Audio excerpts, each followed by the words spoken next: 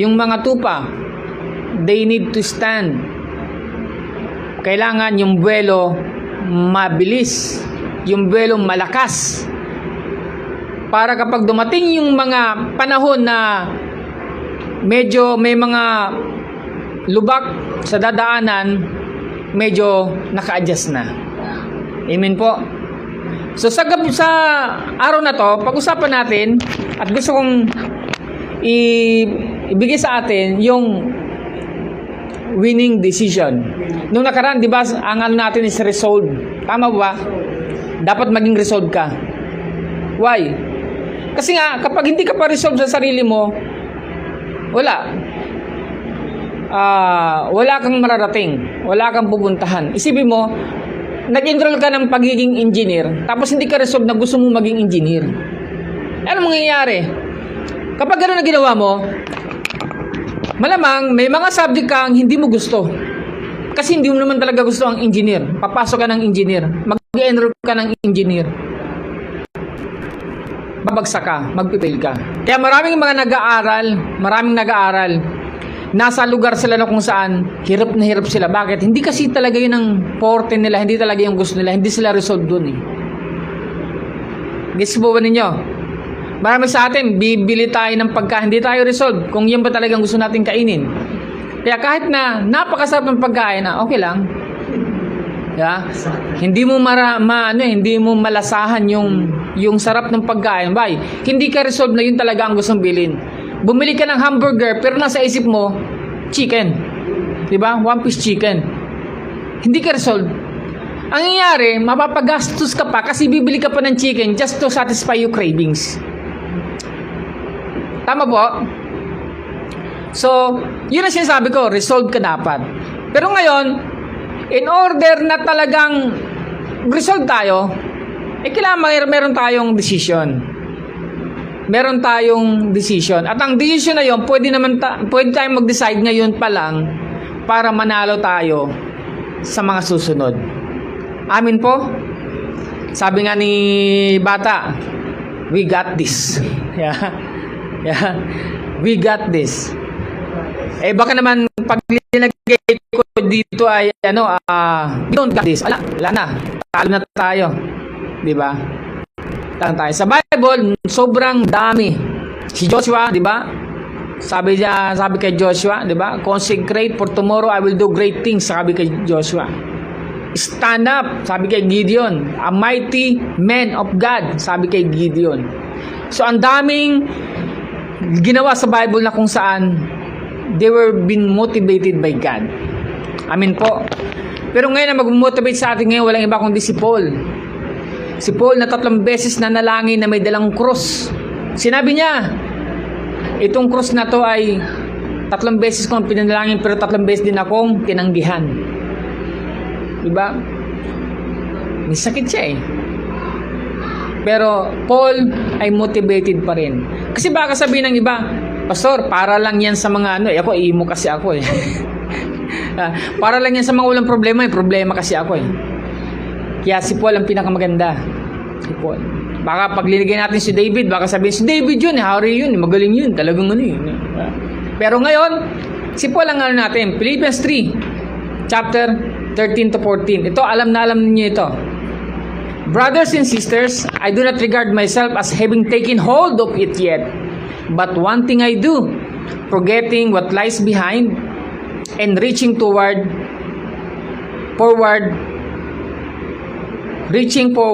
to what lies ahead.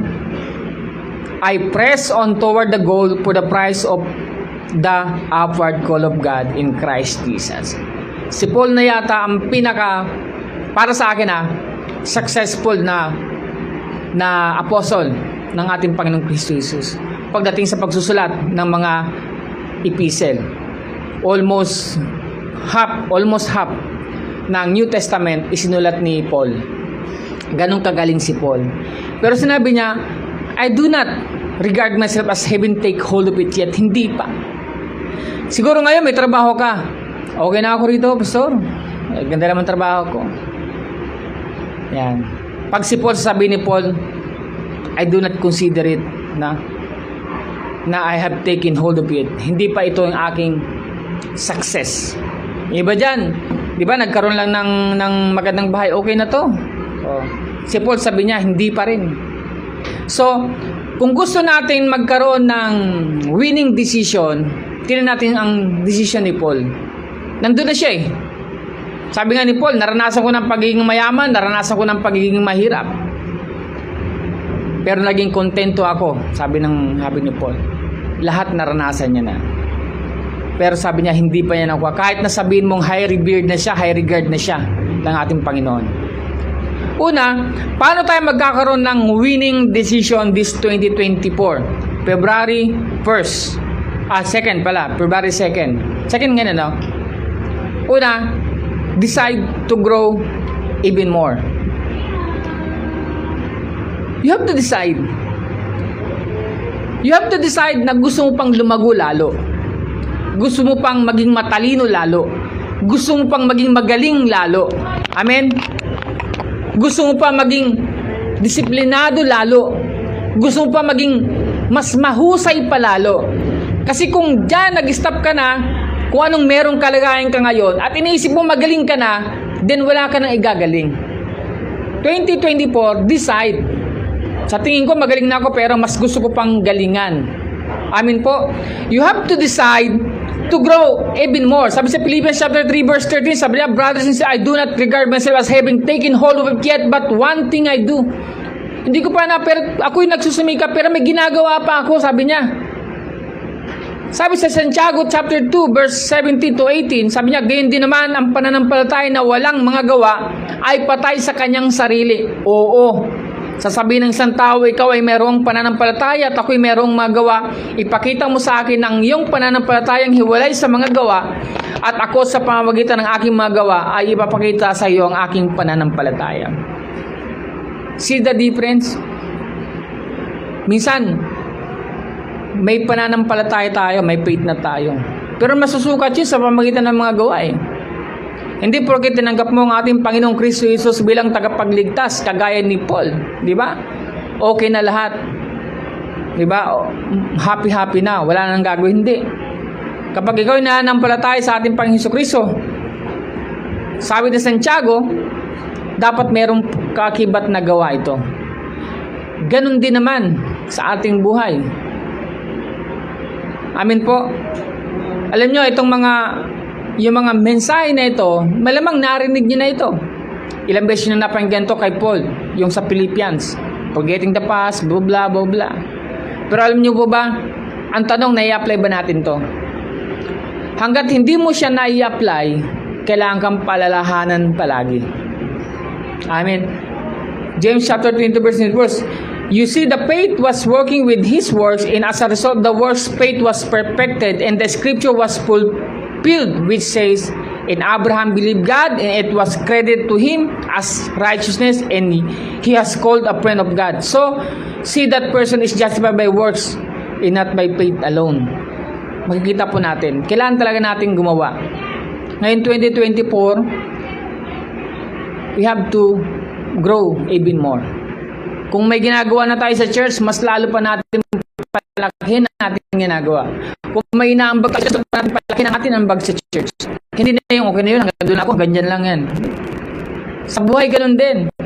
Kung sumisweldo ka na ng malaki, di ba? Gumawa ka pa ng mas marami para mas malaki pa ang iyong sweldo, ang iyong kita. Magtayo ka ng business. Gawa ka ng part-time. Di ba? Kung kulang ka sa pag-aalaga sa iyong pamilya, you have to work more, to grow more. The love na meron kayo. Hindi lang yun, okay na yan. Yan. Okay na yan, basta mahal ko siya. Sipin mo, sasabihin mo sa asawa mo or sa girlfriend mo, mahal mo siya, pero nasa nang gawa. Diba? Pakita mo sa gawa. Diba? Basta mahal ko siya. Masasampal ako na Eva pag ganun. Yeah. Yeah. Sabi ni Napoleon Hill, life is a game board. Time is your opponent. Do you agree? If you procrastinate, you will lose the game. You must make move to be victorious. yung magagawa mo ngayon at hindi mo ginawa ngayon, matatalo ka. You will lose. Kapag lagi na lang, hayaan mo lang. Ayan, dadaan din yan. Ano rin yan? Diba? Procrastinate. Ang pagsabi ng procrastinate, binababaling baliwala. Katamaran. Pinagpapabukas ang pwedeng gawin ngayon. Tandaan natin, dapat hindi tayo ganun. Sasabihin naman natin, pastor, marami kasi akong parang ito lang, limited lang ang kaya kong gawin. Well, sabi ni Paul sa Philippians chapter 4 verse 13, sabi niya, I can do all things through Him who strengthens me. May problema ka? Ito yung time na kung saan si Paul dumanas ng problema. Pero sabi niya, kaya kong gawin. Kaya kong pagdaanan. Kaya ang kapatid ka, mayroon ka mga pinagdaanan ngayon, tandaan mo, you can do all things.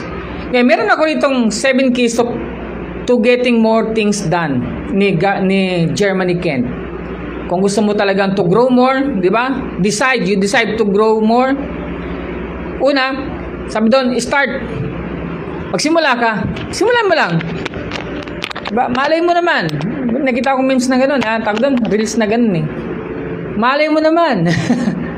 Simula ka. Hanggat hindi mo nasisimulan, nasa isip pa lang yan. Yan.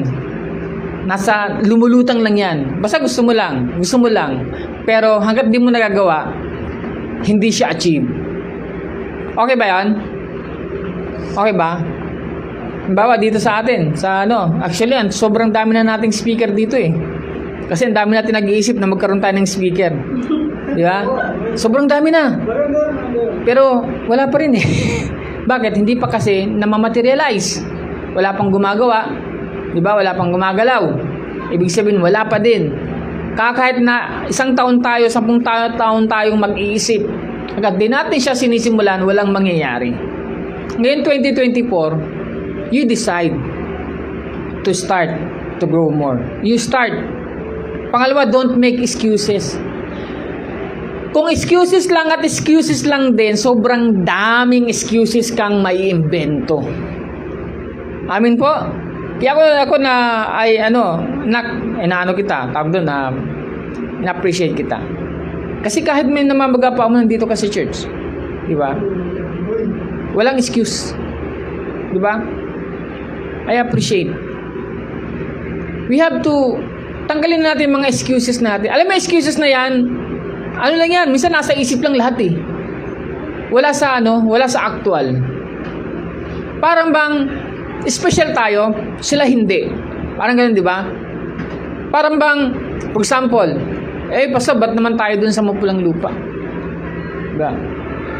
That's excuses. Maraming maraming excuses yan. Bakit? Ito naman ang iba hindi lang sa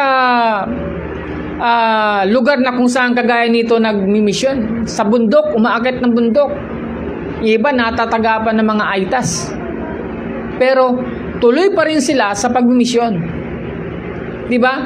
Sa buhay natin kapag lagi tayong excuses, makikita mo na paglilipasan ka ng panahon. Supposed to be ganito na yung galing mo dahil puro ka excuses, hanggang dito ka pa rin. Amin po. Supposed to be magaling ka na mag-pray. Pero pag pinag-pray ka, hindi ko alam mag-pray. Puro excuses. Diba? Ba't ako? Pangatlo, celebrate small steps. Kapag meron kayong mga maliit na step, celebrate nyo. Ba? Kasi sa wala. Yung iba kasi, kung akong gagawa niyan, bongga. Oo nga, nasa isip mo bongga, pero wala ka nasisimulan. Diba? Simula ka, kahit maliit lang yan, celebrate mo, nagawa mo. Amin po. Pang-apat, ignore critics. There will be a time na maraming mga kritiko sa buhay mo. Hindi nawawala yan. Ang una-unang ang kritiko mo, yung malapit pa sa'yo eh. Why? Kasi syempre, mahal ka nila, gusto ka nilang mapabuti, pero it doesn't mean that they don't love you. It means that they care for you. Pero minsan kasi ang nakikita nila ay hindi mo nakikita, at ang nakikita mo hindi nila nakikita. At sa'yo minsan nagiging kritiko yon. Pero hayaan mo lang, ignore mo lang yon, doon ka, focus ka pa rin sa goal mo. Amen? Diba? Sabihin na, hindi mo kaya kasi magdadalawang oras ka, may oras sa ganito, may oras sa ganito. Kapag pinakinggan mo yun, bagsak ka na. Wala kang masisimulan. Hindi ka mag-grow ngayon 2024. Hahamunin ko kayo, church. Pagdating ba ng 2025, you are better than 2024? O parang ganun pa din? Ganun ka pa din. Dapat you decide. Pagtapos ng 2020, mahaba pa kasi, kaya sinasabi ko sa inyo ito eh. Hindi ko pwedeng sabihin sa inyo, December na, wala na pastor eh. Tapos na eh, December na eh, wala na eh, late na eh. So ngayon pa lang hamunin ko kayo. 2025 ba, anong bagay ang mag-grow sa inyo? Anong bagay ang mangyayari sa inyo? Anong bagay ang na-elevate sa inyo? O baka naman edad lang. Baka naman angas lang. Di ba? Angas lang, yabang lang ang nadagdag. Pero wala naman talaga.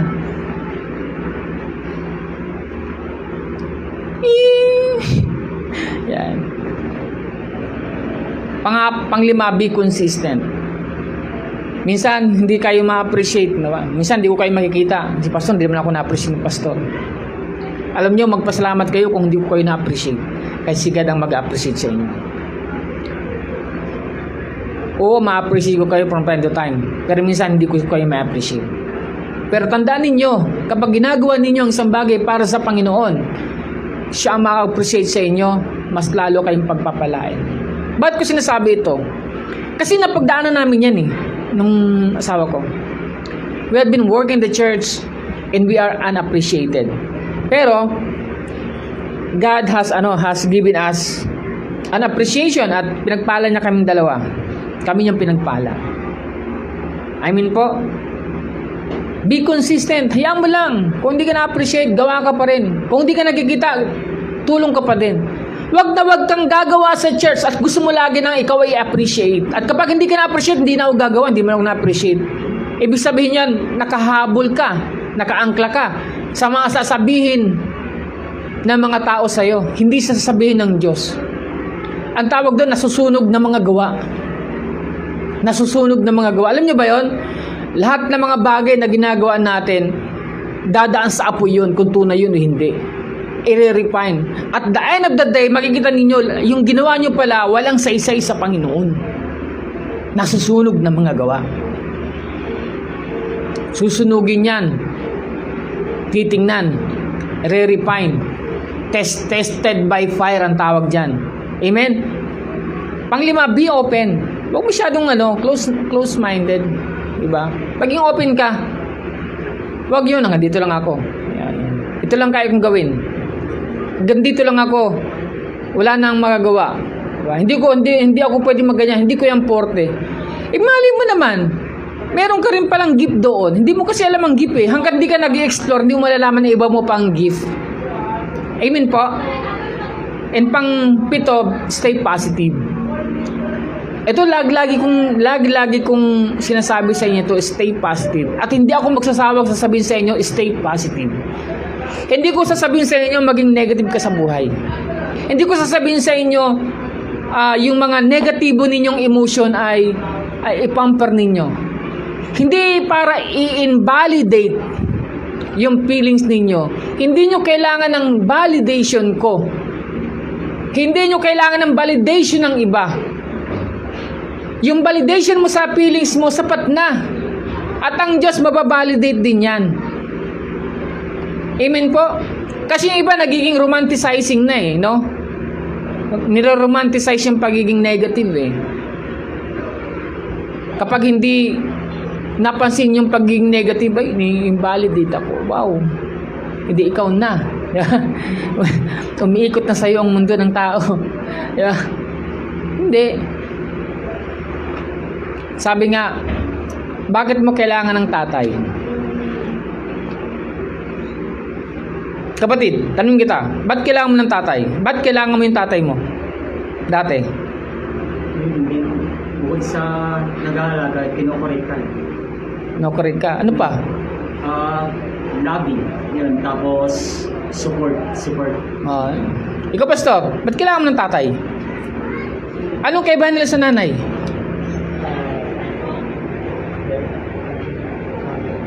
Ha? Yun lang?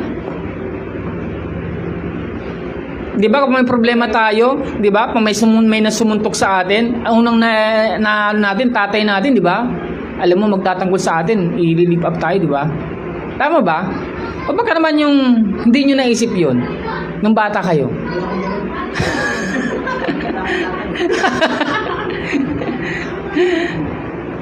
Yan. De, pero normally, yun yung norms. Yun yung ginagawa ng tatay. Kahit na gaano kasama yung tatay mo, alam mong may masusumbungan ka eh. Kapag binulpi ka, pag pinagtulungan ka, pag may sumapak sa'yo, di ba? Susubong kita sa tatay ko. Yung bata, ganun. Bata maliit. Siyempre, pag malaki ka, nag-iiba na. Di ba? Imposible mo wala kang ganun, bata kang maliit. Oo. Siyempre, inano mo rin yun, di ba? Siyempre, nung kalaunan, hindi na. Pero nung batang-bata kang maliit, you look after your dad. At yan ngayon ang ginagawa ng Diyos sa atin. Siya ang ating sumbungan. Amen? Siya ang ating tatay ngayon. Amen? So, stay positive. Maging positibo. Pangalawa, di ba sa decide to grow more, di ba? Pangalawa, sa winning decision is that decide to move on from the past. Decide to move on from the past. Philippians chapter 3 verse 13, brothers and sisters, brothers and sisters, I do not regard myself as having take hold of it, but one thing I do, forgetting what lies behind. Forgetting what lies behind. So ano yung mga past na yan? Ano yung sinasabi yung pastor na decide to move on from the past? Kasi maraming mga tao hindi nakaka-move on sa past. May mga sugat. Ano yung past na yan? Una, yung ating mga dating kasalanan. Alam mo, may mga kasalanan tayo dati na mahal natin. Aminin. May mga kasalanan tayo na mahal natin. Tanggalin na natin yun. Hebrews chapter 10 verse 16 to 18. This is the agreement I will make with my people in the future, says the Lord. I will put my laws in their hearts. I will write my laws in their minds. Then he says, I will forget their sins and never again remember the evil they have done. Ang galing, no? Sabi ni Kristo, kakalimutan na lahat ng mga kasalanan natin. Diba? At hindi niya naalalahanin lahat ng mga kasamaan na ginawa natin. Sabi niya, and after everything is forgiven, there is no more need for a sacrifice to pay for these sins. Kaya dapat maintindihan mo, you have to put in your mind, yung kasalanan mo na yun, tinanggal na yun. Huwag mo nang balikan. Kalimutan mo na. Talagang dati, loko-loko ka, kasala ka. Kalimutan mo na. Ngayon 2024, kalimutan mo na yung mga nangyari nung 2023 and paano. Ganun talaga. Tao tayo. Minsan nagkakasala. Yung sinasabi ko madalas we have to forget the past. Yung mga kasalanan natin, tanggalin na natin yan. Amen? Ano pa? We have to forget our past failures, yung mga failures natin. Sabi ni Winston Churchill, success is not final, failure is not fatal, it is the courage to continue that counts. Amin po? Yung success hindi pa yung final. Yung failure hindi yung fatal. Buhay ka pa ngayon. Nagawalay kayo. Nahirapan ka magbobon. Buhay ka pa ngayon. Kung failure yun, kung failure ka sa negosyo, hindi mo yun ikinamatay. Gusto nyo ba?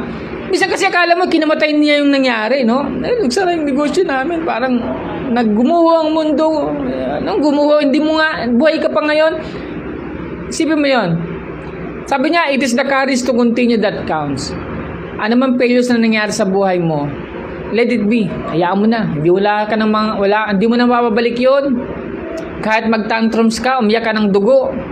Kahit na ano ka, sakta mo yung sarili mo. Kahit anong gawin mo, hindi mo na mababalik yung kahapon. 'Di ba? Kaya yung rewind tawag doon? Naging blockbuster. Nag-click. Kasi marami tayong failures sa buhay natin. At gusto natin 'yon. Sana isang araw magkaroon ng rewind. At yung mga failures na nagawa natin, maayos natin. Kaso walang rewind ng buhay eh. Kung nag-fail ka, okay na 'yon. Amin po. Pangatlo, forget the past unhappy experience. May mga unhappy experience kaya. Gaya ni Job chapter 11 verse 16 to 18. You will forget your misery. You will remember it as waters that have passed away. And your life will be brighter than the noonday. Its darkness will be like the morning. And you will feel secure because there is hope. You will look around and take your rest and security. Yan ang sabi ni Job. Kung ating pamumuhay ngayon yan, dapat hindi na tayo, dapat kinakalimutan na natin yung mga past unhappy experience. Guess nyo po ba? Marami tayo niyan eh. Kalungkutan. Yung kalungkutan natin nung bata natin, ba't tinadala natin ngayon? Malungkot pa rin tayo ngayon. Oo, from time to time, pwede natin alalahanin yun, naging malungkot tayo. Huwag mo naman araw-arawin. Di ba? Bisyo na, ginawa ng bisyo. Bakit ka malungkot? Kasi naalala ko yung nangyari sa akin dati. Monday, Tuesday, ba't malungkot? Alala ko yung nangyari sa akin dati. Wednesday, ba't ka malungkot? Kasi, di ba? Sarap konyatan eh, kutongan eh. Kahit mag-nguy ka buong araw, buong taon, hindi maging masaya. Yung past experience na naging hindi ka maging masaya. Philippians chapter 4 verse 6. Do not be anxious about anything, but in everything by prayer and supplication with thanksgiving let your requests be made known to God. Yun pala yun. Kung ano ka, kung anxious ka, na-stress ka dahil sa mga nangyayari, meron palang pill. Ano yun? Prayer lang. Prayer and supplication na may pagpasalamat. I-request mo lang sa Panginoon. Panginoon, ayaw ko na ito. Na-scam ako eh. Ayaw ko na mangyari. Naalala ko tuloy. Yeah, ayaw ko na ayaw ko na maulit. Ayaw ko nang... Kaya ngayon may magsasala sa akin nila. Alam mo, pawiran dito. Bahala kayo sarili dyan. Hindi. Totoo lang. Wala eh. Eto. Forget the past sins and failures of others. Oo, sinaktan ka. Oo, somebody let you down. Nakatingin ka sa kanya eh.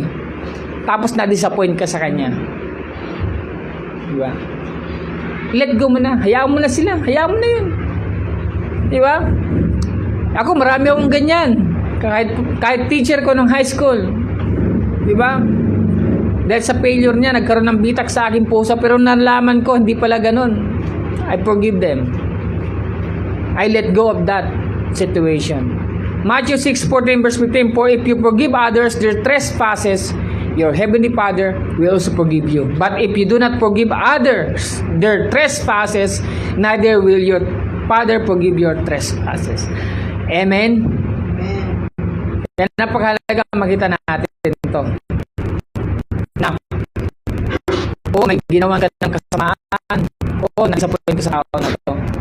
Pero doesn't mean na dapat mong ikip yun. Forget about that.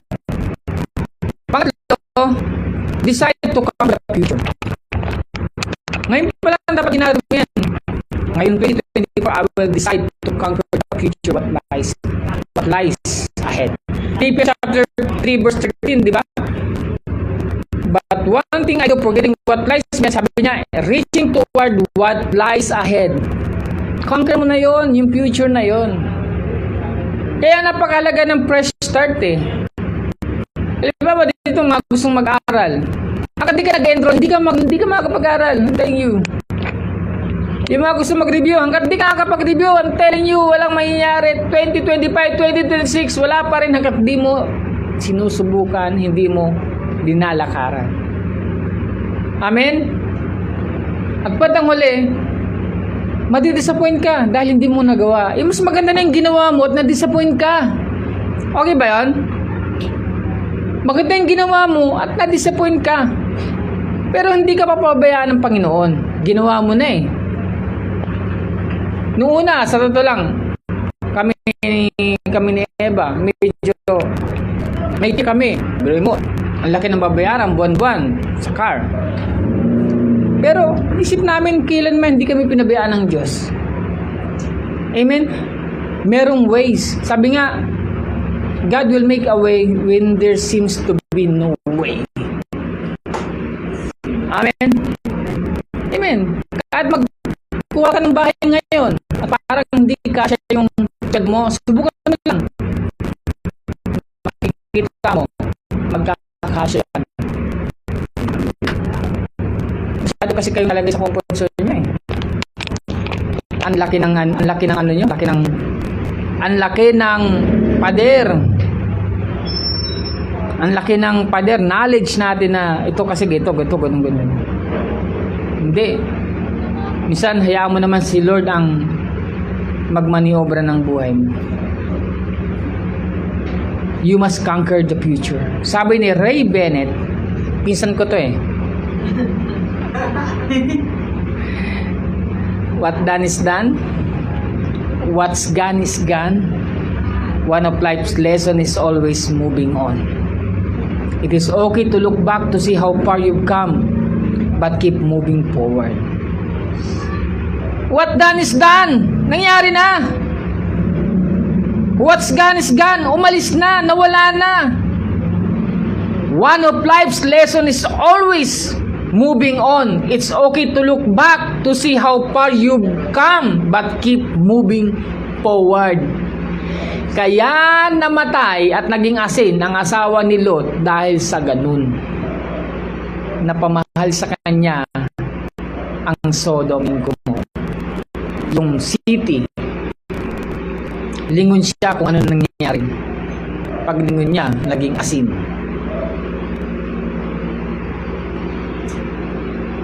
Minsan yung mga natupok na nating mga pangarap, nililingon natin. Mga nagawa na hindi na kayang baguhin, nililingon pa natin. Alam mo, hanggang lingon lang yun. Isang bagay ang ginagawa noon, hindi ka na makawala doon sa kinatatayan mo dahil puro kalingon. Move forward. Move forward. See the future. See the beauty of the future, what lies ahead. Ang problema sa atin, nakikita na kasi natin yung past. Pero hindi natin nakikita ang future. Kaya tao kasi ng fear of the unknown.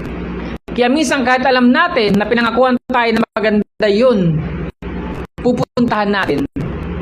Kabisado na natin yung past natin, kaya yun ang ginagawa natin. Magaling tayo dun. Gets nyo ba? Okay ba kayo? So, paano yon? How can we decide to conquer the future? So, we must strive for perfection. Kagaya ni Paul, sabi 2 Corinthians 5:17. Therefore, if anyone's in Christ, he is a new creation. The old has passed away. Behold, the new has come. We must strive for perfection. Huwag yung pwede na. Oo, hindi mo marireach yun, pero dapat yung mindset mo, perfect, maganda, maayos. At kapag yun ang in-achieve mo, ma-achieve mo yun. Amin po. Nung first year ako, hindi naman talaga ako top-notcher sa school. First year high school. Nagalit lang ako dun sa tagalista ng maingay. Hindi naman ako maingay, nilista ako. Nayabangan ako eh. Kaya ginawa ko, nag-strive ako for perfection. Alam mo ba, yung mga science na mga test, mga math, nape-perfect ko yun. Why? Kasi I strive for perfection. Kaya ko pala. Nung wala na akong pinaglalaban, mo ba? Minsan kailangan may paglaban muna no? New creation ka na. Bago ka na. Kung if you see yourself as failure, if you see yourself as hindi kaya mag-handle, tandaan mo, bago ka na. Bago ka nang nilalang. Dapat nga yung mga bagay na mga kasalanan, yung mga gawin mo dati na hindi maganda, dapat nga iniiwan mo na yan. Bakit? Sabi sa Bible new creation Hindi naman sinabi rito na you will become a new creation or gradually, paunti-unti ka, babaguhin ka ng Diyos. Walang sinabing ganon. Sabi doon, bago ka na. Ang iyong katauhan na luma ay nawala na. Ganon, instant siya. The new has come. Hindi sinabing gradually na unti-unting mawawala yung bisyo. Si pastor unti-unting mawawala ang pag-iinom niya sa alak. Pastor no? Tagal. Si Deacon unti-unting mawawala ang pag-inom sa alak. Walang ganoon. Sabi doon, new creation na. Wala na. Bago ka na. Kaya dapat wala na yon. Amen? And also, how can we conquer the future? We must strive to take hold of the purpose that are ahead of us. Philippians chapter 2 verse 12. My dear friends, you are always obeyed what you are taught, just as you obeyed when I was with you. It is even more important for you to obey now that I am not there. So, you must continue to live in a way that gives meaning to your salvation. Nakakarinig ba? Sabi doon, so you must continue to live in a way that gives meaning to your salvation. Do this with fear and respect for God. Niligtas ka ng Diyos. Inahon ka ng Diyos. Minahal ka ng Diyos. Continue yung pamumuhay na nagbibigay meaning sa iyong pagiging Kristiyano. Ginagawa mo ito bilang respeto sa Diyos. Gagawin mo ito ng may takot. Minsan wala nang takot Wala nang takot. Hindi ka na ba natatakot sa Diyos? Tapos kapag may dumating na sakuna, wala. Iyak-iyak sa Panginoon. Lord, why me? Pupunta pa sa ulan yan, gagawin pa Lord, why me? Sabi ni Lord, why not? Sinampal ka ng katotohanan. Respeto natin sa Lord. Kasalanan nga tayo, niligtas niya. Walang-wala nga tayo, inahon niya. Hindi nga tayo kamahal-mahal, minahal niya. You must strive to take hold of the purpose that are ahead of us. May purpose tayo, kaya niya tayo niligtas, my dear friends. Mga kamanggagawa. Hindi ka niya niligtas para maging palamuti, may purpose ka. Kaya I challenge every one of us, online and on-site. Kung nakita niyo akong ganito, I will not be happy na maging ganito rin kayo. I will be more happy kung malalagpasan niyo yung ginagawa ko. Okay ba tayo dyan? Huwag yung, ang ganyan lang pasan. Hindi. Alam kong mas magaling kayo sa akin. Mas marunong kayo sa akin. Ang problema, ayaw niyong gampanan. Yung purpose niya dapat nilakaran ninyo. 2 Peter chapter 1 verse 5 to 10. Sabi niya, oo, dahil din dito sa inyong pagkaragdag sa ganang inyo ang buong sikap ay pinabahagi ninyo ang inyong mga pananampalataya ang kagalingan. At sa kagalingan ay kaalaman. At sa kaalaman ay pagpipigil. At sa pagpipigil ay ang pagtitiis. At sa pagtitiis ay ang kabanalan. At sa kabanalan ay ang mabuting kaloob sa kapatid. At sa mabuting kaloob sa kapatid ay ang pag-ibig. Sapagkat kung nasa inyo ang mga bagay na ito at sumasagana ay hindi kayo pababayaang maging mga tamad o mga walang bunga sa pagkakilala sa ating Panginoon Hesukristo. 9. Sapagkat yaong wala ng mga bagay nito ay bulag, na ang nakikita lamang ay ang nasa malapit sa pagkalimot ng paglilinis ng kanyang dating mga kasalanan. And 10. Kaya mga kapatid, lalong pagsikapan ninyo na mga panatag kayo sa pagkatawag at pagkahirang sa inyo, sapagkat kung gawin ninyo ang mga bagay nito ay hindi kayo magtitisod kailanman. Amen? May mga calling kayo may mga calling tayo Tinawag kayong praise and lead ng praise and worship. Di ba dapat ba tuwing Sunday excited kayo, kakanta ako. Sunday kami yung doon Di ba dapat ganon? Di ba dapat hindi mabigat? Di ba dapat hindi obligation lang? Ay, walang kakanta kaya pupunta ako. Di ba dapat hindi ganon? Pupunta ako doon, may kakanta ako dahil alam namin kami yun, team namin yun. Di ba dapat ganon? And we must strive to achieve the goal. Kung gusto mong, sabi niya, decide to take hold, to conquer the future, we must strive to achieve the goal. Dapat meron kang goal. Sabi sa Philippians 3:14, di ba? Sabi ganon, I press on toward the goal for the prize of the upward call of God in Christ Jesus.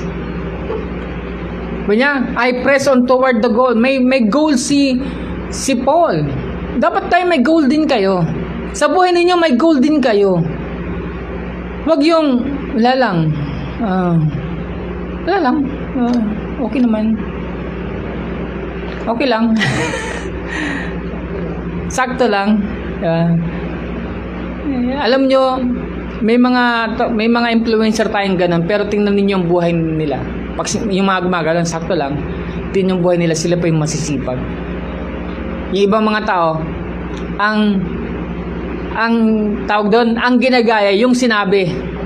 Di ba? Yung memes na for example, si Mike Tyson. Si Mike Tyson saka si Holyfield, merong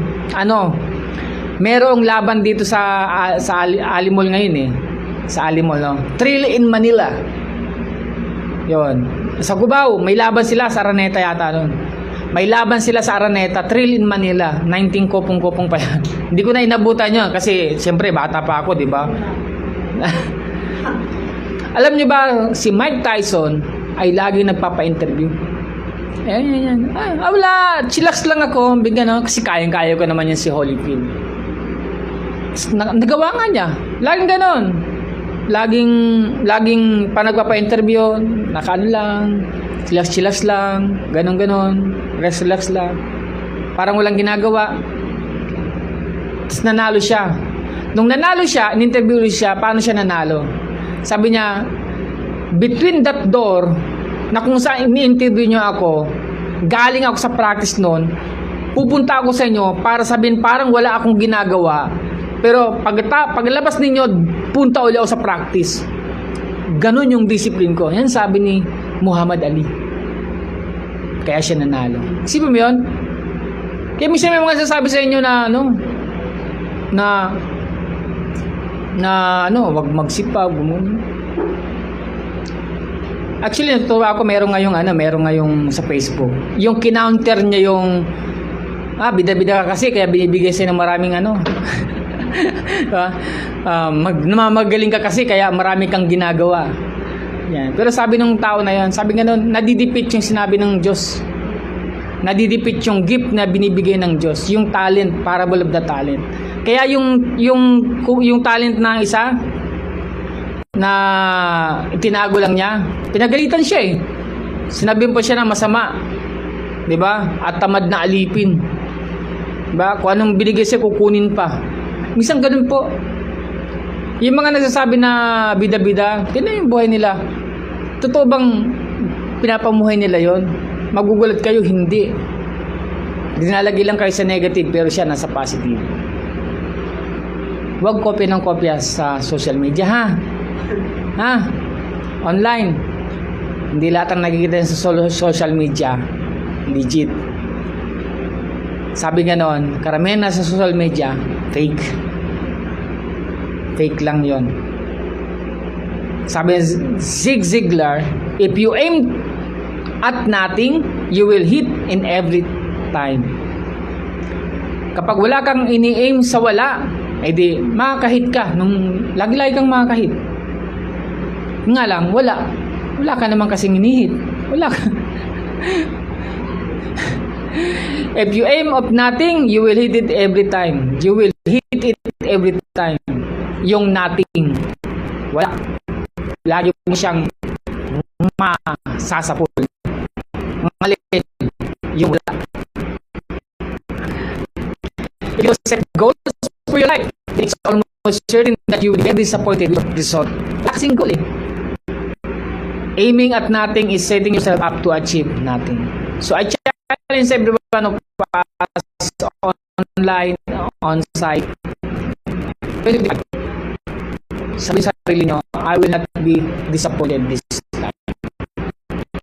Aminin nyo, December, kayo disappointment. Ay, December na, ang nangyari sa buhay ko. Ngayon, 2024, December, wala sa bibig niyo yun kasi may gagawin kayo ngayon. Amen? Amen. Sabi sa 2 Corinthians chapter 5 verse 1, we know that our body, the tent we live here on earth, will be destroyed, but when that happens, God will have a home for us to live in it. It will not be kind of home people build there. It will be home in heaven that will continue forever. Yan ang dapat niin natin mga Kristiyano. Dapat ang ating goal. Sa bandang huli, hindi tayo mawawala. Kundi magkakaroon pa tayong tahanan doon. So ano yung goal natin? What is the goal? So meron ako linagay rito, mga 5 lang. Dapat ang goal natin ngayong taon, goal of pleasing God. Dapat please natin si God. 2 Corinthians chapter 5 verse 9, therefore indeed we have our ambition. Sabi ni Paul, di ba? Ambition talaga. Goal yan eh. Whatever at home in the body or absent from the body, be acceptable to Him. Kahit na ano, lahat acceptable sa Diyos. Amen po. Pangalawa, goal to be faithful to Christ. Dapat yan ang maging goal natin ngayon 2024. Kahit anong mangyari, magiging faithful ako sa aking Panginoong Kristo Jesus. Sabi sa John 15:4, di ba? Remain in me and in you, just as the branch is not able to bear fruit from itself unless it remains in the vine. So neither can you unless you remain in me. Kapag ikaw ay nawawala na sa Panginoon, anong prutas magkakaroon ka? Yan ang tanong. Anong prutas?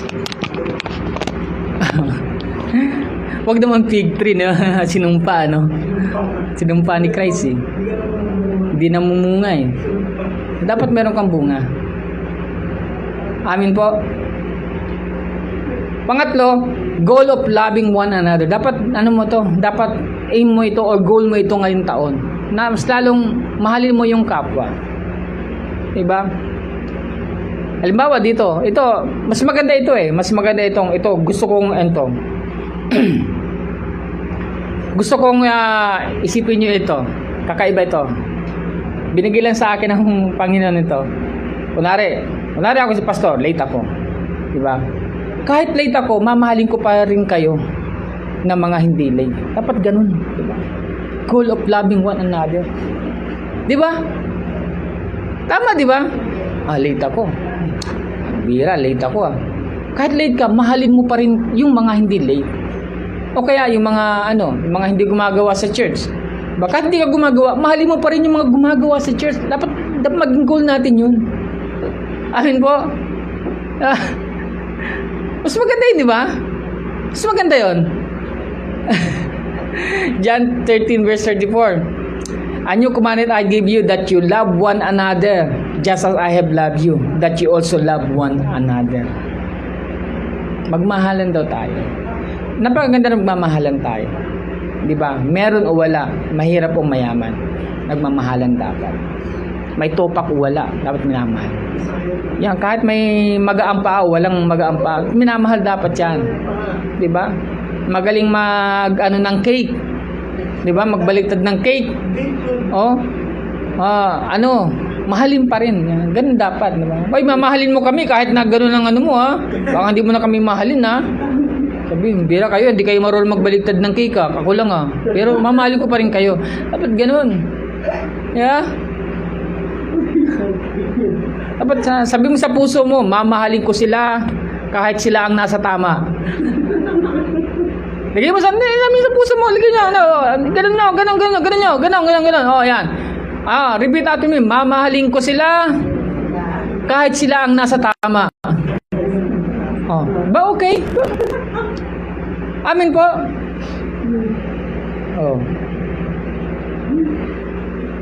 Pang-apat is goal to live at peace. Ito hindi nakakalimutan ng lahat. Ito, binilin talaga ito ng ating Panginoong Kristo Jesus sa mga apostles, kahit sa mga epistle, kahit sa mga lagi sinasabi ng Panginoon to. Live at peace. Kasi alam ng Diyos, mahihirapan tayo rito sa mundo. Kaya dapat marunong tayo makipagkaibigan, makibagay. Dapat marunong tayong makisalamuha. Hindi porke Kristiyano tayo, hindi na tayo marunong makisalamuha. Makisama tayo, pero hindi makisama. Amen? Oo. Huwag makisama. Makisama lang. Yeah? Kung pumunta sila doon, di ba, nagyaya ng pwede mo naman sabihin na, kapatid, sige, okay lang, dito lang ako, ganun. Hindi yung, mapunta ko sa impyerno, mga anak ng demonyo, ganun kaagad yung trat. Pag narinig yun ng iba, mangyayari sa'yo. You will not live at peace. Gusto ng Diyos, mamumuhay tayo rito ng mapayapa na sumasamba sa Kanya. Amen. At talaga yan, doon sa ibang country, hindi siya mismo ang religion. Kaya sila, they are using the government para lang sila makapag-worship. Romans chapter 2, if it's possible on your part, be at peace with all people. Be at peace. Ano kung nagsabi yan? Mga Romano na. Si Paul. Sulat ni Paul sa mga Romans, sa mga Roman church, the church in Romans, diba? At dapat maging goal din natin, lalo na, to spread the gospel. Matthew 28 verse 19 to 20. Ito, bagong-bago ito sa inyo. Hindi nyo pa narinig ito. Wala. Ano pa ninyo? Diba? Sabi ko, therefore, go and make disciples of all nations. Medyo narinig nyo ba? Wala. No idea. No idea at all. Bago. Therefore, go and make disciples of all nations. Baptizing them in the Father, the Son, the Holy Spirit, teaching them to observe everything I have commanded you. And behold, I am with you all the days until the end of the age. Amen po. Kaya huwag po kayo magagalit sa akin kapag Pastor, medyo harsh. Ito na yun pumapasok Teaching them. Yun na yun Teaching them. Everything that I have commanded you. Ito yun Ito yung ginagawa natin sa preaching. Amen? Pagtuturo ito.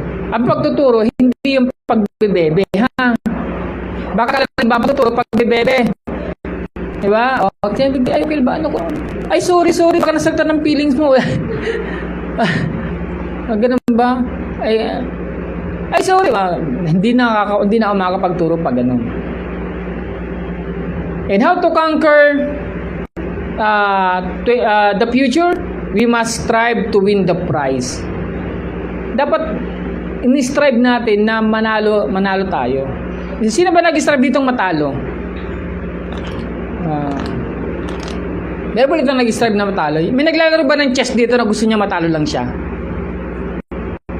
Siyempre hindi, di ba? Kahit hindi marunong mag-chess, gusto niya manalo siya, makachamba. Di ba? Sabi ng Philippians 3:14, I pressed on toward the goal for the prize of the upward call of God in Christ Jesus. the prize. I press toward the goal for the prize. Sabi niya, tandaan natin sa 2 Timothy chapter 2 verse 5, an athlete is not crowned unless he competes according to the rules. Hindi ka mananalo kapag hindi ka nagko-compete according to the rules. Hindi ka pwedeng sumali ng swimming na ikaw ay tumatakbo. Diba? Tumatakbo sa tubig. Meron ba nun? Sa swimming, iba tumatakbo ka na naman. Kailangan mo lumangoy. Swimming nga, swimming eh. Diba? Swimming nga yun eh. So, kinakailangan meron tayong gustong ma-achieve. Ano ba yung goal mo? Ano ba yung prize?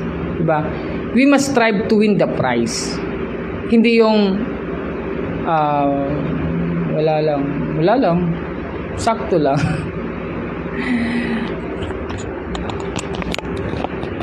Ano yung win the prize na yan? Yung prize ng everlasting life with God in heaven. Amen po, bilang Kristiyano. After these things I look and behold a crowd that no one has able to number, from every nation and tribes and people and language, standing before the throne and before the Lamb, dressed in white robes and with palm branches in their hands. Kaya may palm branches talaga dun eh. And they were crying out with a loud voice, saying, salvation to our God who is seated on the throne and to the Lamb. Revelation chapter 7 verse 9 to 10. Dapat yun yung gusto nating prize. Diba? Pangalawa, yung prize of crown. Sino ba gusto dito magkaroon ng crown? Dapat na-achieve natin yun bilang Kristiyano. Hindi lang tayo ligtas, dapat meron tayong crown. Una, crown of everlasting crown.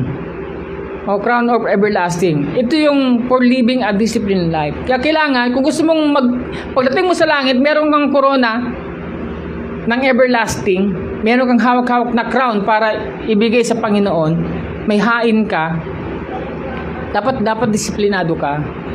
Pag hindi ka disiplinado, hindi mo kayang supilin yung bisyo mo, hindi mo supilin yung gusto mo, hindi mo kayang disiplinahin yung sarili mo, yun, wala kang crown na ganito.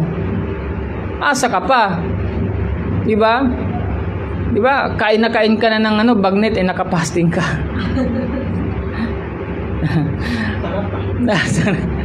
Asa ka pa. Diba? Pumunta ka sa mga kaibigan mo, nagiinuman sila, ikaw hindi mo madisiplina sa sarili mo, wag galing. Hindi mo madisiplina sa sarili mo na mag-devotion, mag-pray. Kung kaya. Asahan mo pa yung crown of everlasting crown. Pangalawa, crown of life for patience and endures trials. Yung hindi mahilig mag-endure ng mga trials. Parang katapusan na ng mundo kapag may trials sila. Hindi nila kaya. Crown of life. Nawawala sa kanila. Yung mga nagpapakamatay eh. Diba? Kristiyano, nagpakamatay. Yun, yung crown of life na wala sa kanila. Tinanggal din yung life nila eh. Kaya debatable pa yan sa mga theological school.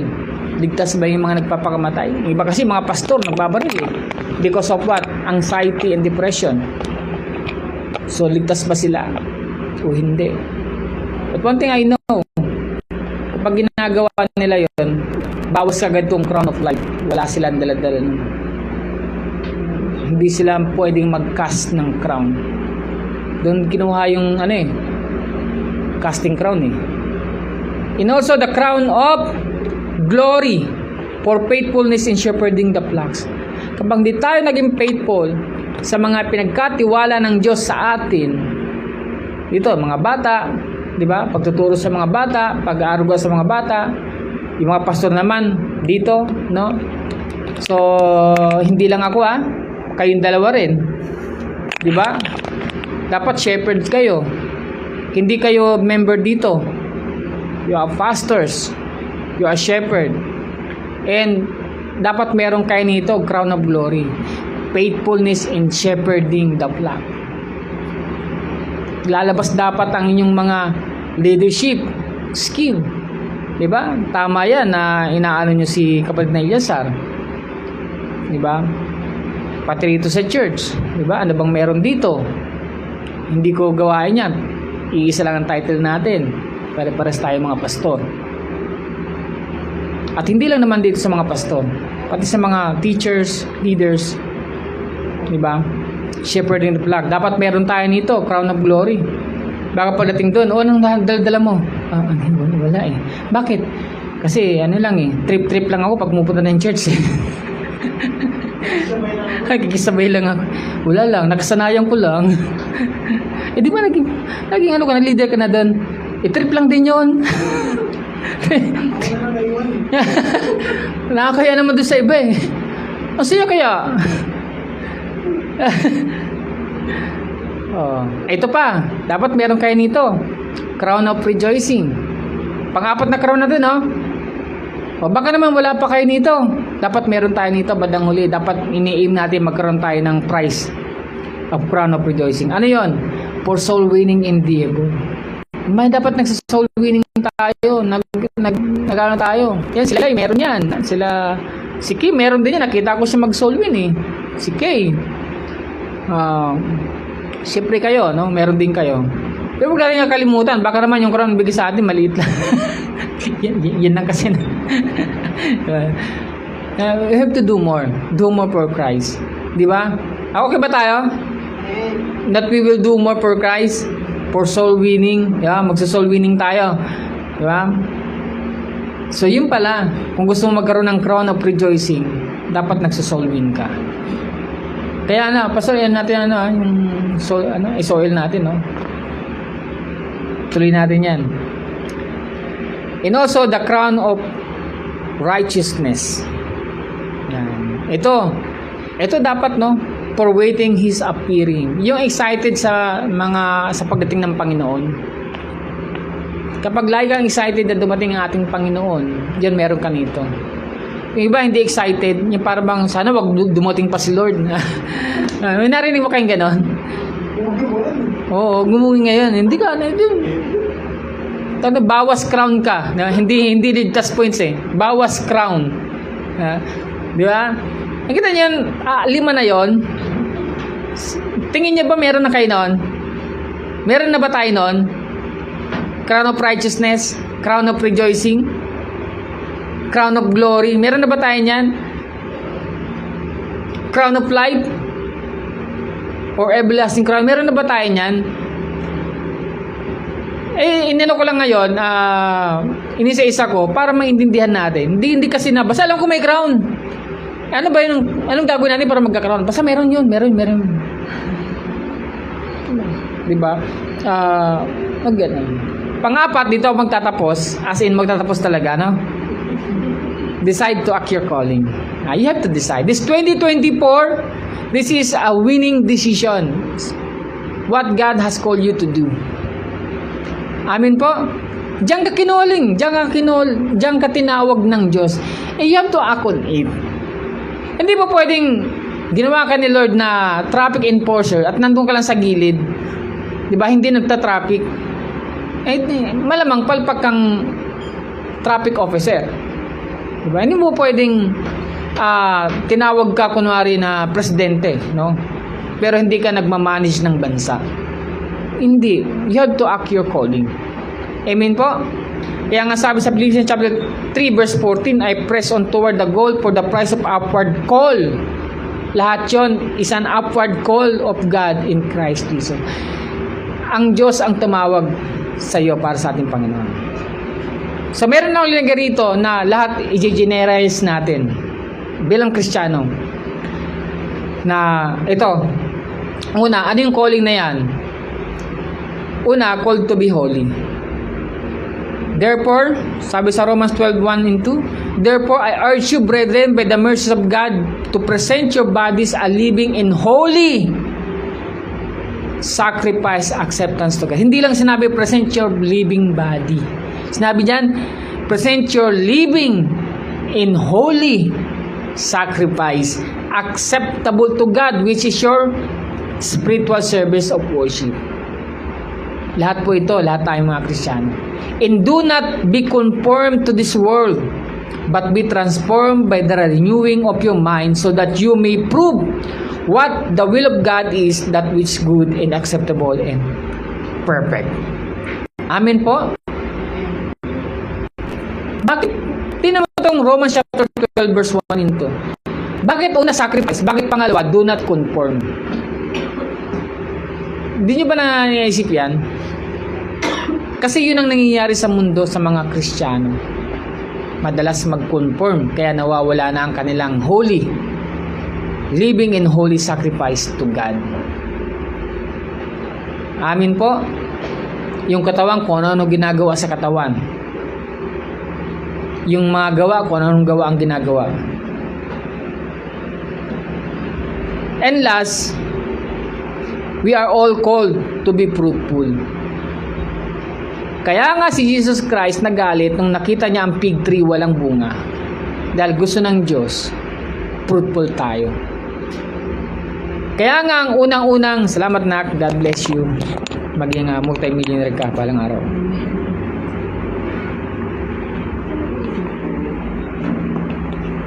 Kaya nga, di ba? Genesis pa lang, be fruitful and multiply. From Genesis to Revelation, wala akong nakita doon na huwag kang maging fruitful. Lahat yun sinasabi, mamunga ka, maging fruitful ka, umayo ka, kung ano-ano pa. John chapter 15 verse 1 and 2, I am the vine, I am the true vine, and my Father is the vine dresser. Every branch in me that does not bear fruit, He takes away. And every branch that bears fruit, He prunes it so that it may bear more fruits. Ano gusto nyo? Takes away o ma-prunes? Ma-prunes. Diba? Mas maganda yun. Diba? Ma-prunes ka. Masakit yung pruning. Oo, masakit. Pero diyan ka lalago. Masakit yung kinokorek. Oo, masakit. Pero diyan ka lalago. Paano itatama ang isang mali? Sa pamamagitan ng pagsasabi ng tama. Hindi mo pwedeng itama ang isang mali ng isa pang mali.